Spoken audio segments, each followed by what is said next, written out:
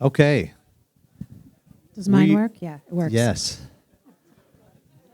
We are going to get started here. For those of you who are joining us for the third session, glad to see you again. Thanks to those who are joining us online. I know so many of you that either weren't able to make it or preferred to sit in your hotel room and watch this discussion rather than sit here with us. Grateful to have you here with us virtually.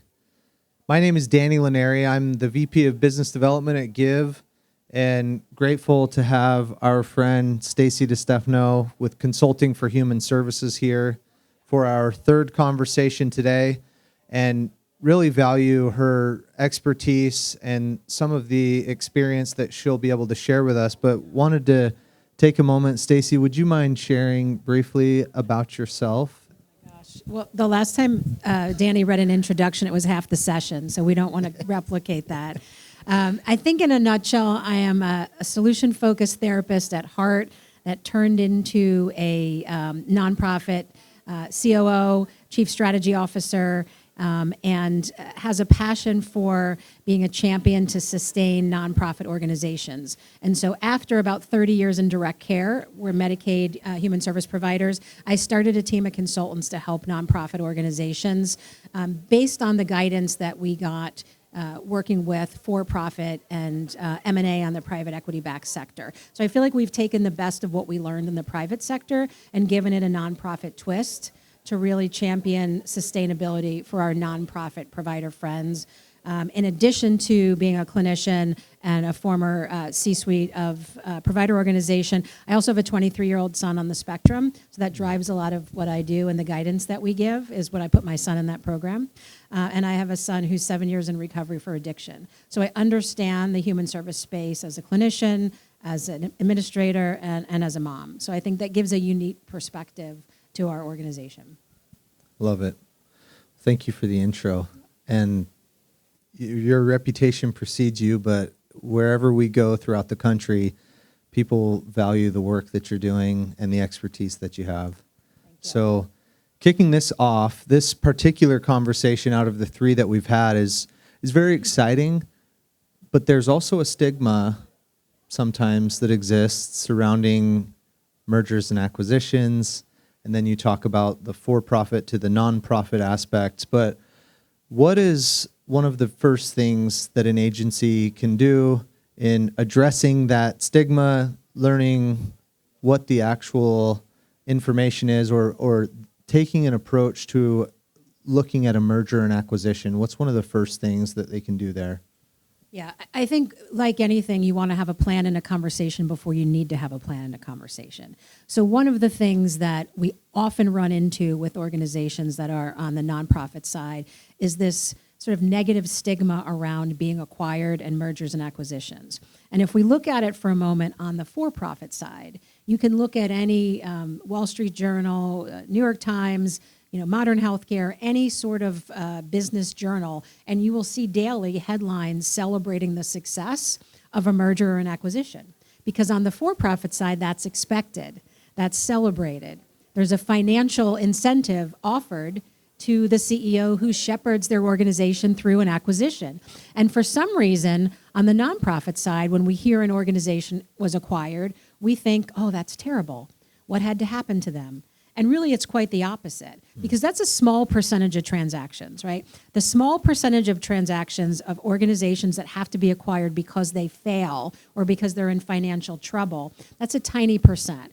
The majority of what we see is just not publicized and celebrated, but it's an organization that decides from a position of strength that their mission can deliver greater impact by joining with another organization. And that's something that we have to change the narrative of. The folks in this room, the folks at this conference, the folks watching wherever they are at home or by the pool. We have to start as an industry taking responsibility for changing that language. So I think the first thing that you can do is talk to your teams, talk to your boards about merger and acquisition, the different kind of arrangements. It can be an affiliation, it can be a merger, it can be a traditional acquisition, it can be a stock, an asset purchase. But having the conversation so folks know the options, starting to destigmatize that as a growth strategy. That's number one. Got it. That's actually going to be a good segue into our next question. And And that's essentially, what are some of the key factors that agencies need to consider when considering a partner or a merger or acquisition, but specifically a partner there? What are some of the key factors? Yeah, absolutely. I mean, in some ways, it's kind of like buying a house, right? And I've likened this to real estate many times that I've talked about it. If you sit down with your family and you decide what kind of home would suit you best, and you come to the decision that you want to live in a 3-bedroom ranch on a cul-de-sac in the country, then that is what your real estate agent takes you to look for. That's the type of thing you start to look at. And there's a decision process that you go through to get to, that's the best match for us. So you're not going to ask your realtor to start looking at high rises in the city if you've decided that a 3-bedroom ranch in the cul-de-sac is where you want to be. Mm-hmm. And the same with M&A. So what we often find is we work with organizations, and you can do this on your own. I mean, I'm happy to do it as consultants, but you don't need to do that with a consultant if you have a disciplined team. Think about what is the persona of the ideal partner for you. What type of organization would add value, would add strength, would add talent, would add geography, would add service lines, whatever it is that you're looking to expand, and stick to that and don't get distracted by the bright, shiny object. So don't go looking at open houses at a high rise if what you really want to be is in the country. If you're looking at other IDD providers or you're looking at expanding to another geography, don't all of a sudden say, well, I saw this great methadone clinic and now we want to talk about that because I met someone at a conference. It does require a level of discipline. And I think that's the piece that doesn't often get discussed. Yeah, and that's interesting. Thinking about two distinct organizational cultures and potentially pairing them, obviously, that's something that they need to consider.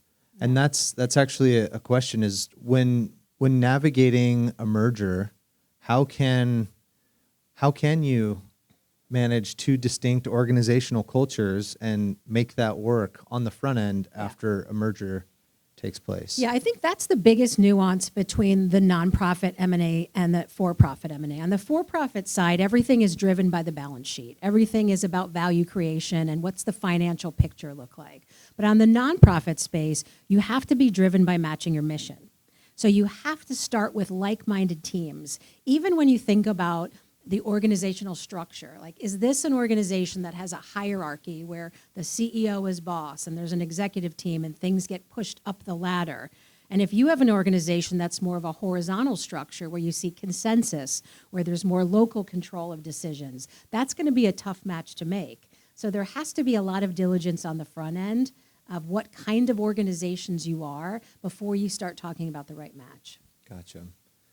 And now thinking about, just to build on that even further, how are these structured, what is the difference in the legal structure between a nonprofit deal or merger and acquisition and private equity? Yeah, it's a legal distinction. So in the private sector, there is something to buy. You're buying an organization for money, and if there's a founder, you're paying that founder for something that he or she created, and then they're retiring or whatever they're doing with that money. Mm. And in a nonprofit transaction, there is no owner. There's a board of directors, but there's nothing to buy. So the transaction legally is just a change of board control at the very most simplistic way. So there's ways that an organization can acquire a nonprofit that might pay off some of its debt or might purchase some of its assets. Or they might say, you know what, there's a program you want to start. We're going to give you the capital to invest in that or to buy an EHR. And so there's ways that you can benefit from a transaction, but there is no sale or purchase. So that's, I think, where folks get hung up on the nonprofit side. There is nothing to buy there. It's a board change of control in the most basic legal way. Interesting. Well, before we open it up to questions that we may have here in attendance, I just wanted to quickly view, I know we've got a batch here and wanted to see if we could send a fun one your way. Okay. Oh, here we go. The statement you hear frequently is, I want to be the acquirer. Oh, yes. And can you help us understand why that is potentially not the correct stance? Yes. Well, listen, I mean, at the core, if you're entering a relationship where two folks will be equals in respect and responsibility and stature, not financial equals, because there's usually some size discrepancy. but you come into that from a partnership and a place of respect, right? So I always tell folks, the first thing that you should do is think about both ends of that question. So why do you want to grow? Why do you want to acquire? So think about what is the strategy, what is the why behind that. But also you must ask yourself, what is the condition in which we would think about being acquired? And if you don't ask yourself that question in earnest, it's irresponsible to ask it of someone else. So it's kind of like a double-edged sword. So there has to be, if your goal is to enhance your mission, to serve more folks, to, whatever it may be, there is an equation where that gets done faster and better and more efficiently by becoming bigger. And becoming bigger may be you joining a larger organization. But I will tell you 9.5 out of 10 times, regardless of the size of the client, could be a $4 million provider in the Midwest, they'll say, but we want to be the acquirer. As if somehow that gives you a stature or significance that the acquiring agency doesn't have. So again, I think it's our responsibility to change the narrative around that. But the reality is there's a cost to acquisition for your team. There's a legal cost, attorney fees and things you have to do. The Attorney General typically has to agree. There's diligence costs. So there's a cost to the process that folks need to be prepared for. There's not necessarily a cost of purchase, but it isn't free to have conversations and go through that. Right. So I think you have to be aware of that on both sides. Love it. That's a topic I know we could speak about for a long time, and there's so many different questions similar there. Given the short nature of our conversation today, I wanted to ask if anyone here in attendance has any questions. We're very lucky to have Stacy, and wonder if there are any questions that anyone in attendance would like to ask. Long-time listener, first-time caller. Huge fan. Stacy. I have a question. You brought up a thing about how in the private side, there's a focus on balance sheet, P&L, all that stuff. More on the nonprofit side, it's more mission-driven stuff. What about the people and culture aspect of it? How do you think about that? Because that's like a unknowable thing. What's a framework that you think about? Yeah, that's a great question. So for folks on the call was how do we think about people and culture and integrating that in a transaction? So either side, whether it's for-profit or nonprofit, the people and culture integration piece should start at the first serious conversation. That does not start when the ink is signed, right? That starts when you first really in earnest come together, and whether it's signing a letter of intent or thinking about coming together in some other way, you need to start thinking about what your organization looks like in the new world there. And the people and culture is what can make or break a transaction. Because if you haven't communicated the why, if you haven't helped to get folks on boards, and I will also say if you've waited too long to communicate in a positive way, it is the worst kept secret. Everyone thinks no one knows. Everyone knows. Everyone's talking about it. So it's the people and culture feel more respected when they're brought in on the why, and they become champions for the deal, for the transaction. And I think that's the most important part, is this isn't something that just gets decided at the C-suite and that the board signs off on. You have to really weave this through the culture of your new organization together. So such an important question. You can't over-communicate on the why. And the what's in it for me? I mean, the reality is folks that are working for you want to know, does this affect my pay? Does this affect my job? Does this affect my shift? And so answer those questions right away. And the people that you serve and their family members, is the same caregiver coming tomorrow? Because otherwise they really don't care what the name is on the building. I think we overemphasize our brand, our logo, who's in charge.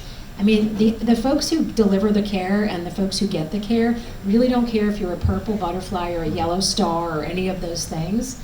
And so I think keeping the focus on the mission and what's important is a good question.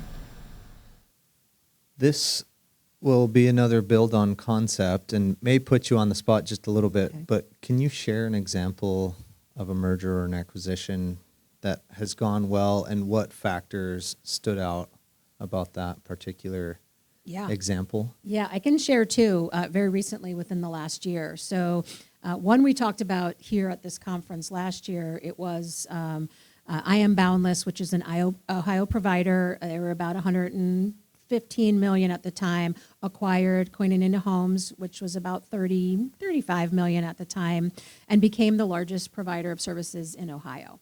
And the way that we had done that was they were both of our clients. And I always say it's like fixing up friends when you do it right. Like I knew all the pain points of both of them. I knew why they would be a good fit. We knew where some of the challenging conversation points would be.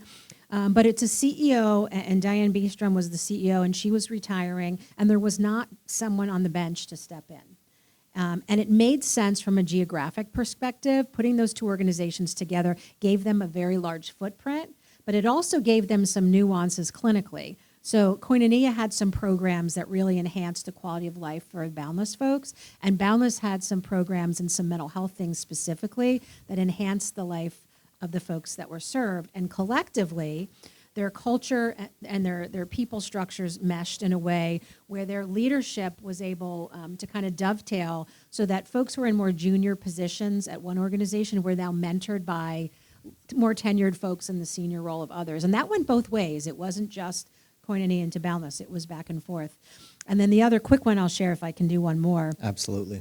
It's not done yet, but there was an LOI announced about a month or two ago that there are 3 organizations in Maine that we are working with, all IDD providers. Maine is an interesting state where there is no provider larger than $20 million in the whole state. So this is an organization that will be formed by 3 that are in that like 9, 11, 15-ish, 20 million mark, and they'll be about a $35 to $38 million provider. They'll be the largest provider in Maine, but they understand the economies of scale. So when you take an organization that has 3 CEOs, 3 CFOs, 3 residential directors, 3 audits, 3 different insurance brokers, all those things you're triplet, right? And then you put them together and create economies of scale. There's an instant savings there. But there's also that then spread of geography, spread of talent, and all that comes with it. So I'm really excited and impressed by those 3 leaders who have taken themselves out of the equation. It's not about them. Yeah. It's about what's best for the folks that they serve and how do you impact your state at a level that's meaningful. So I always say kudos to the folks who do that. That's amazing. Yeah. I will... Go Okay. ahead. For EBITDA valuations of nonprofits, do you use net income or net cash change from operating? We really don't talk about EBITDA at all.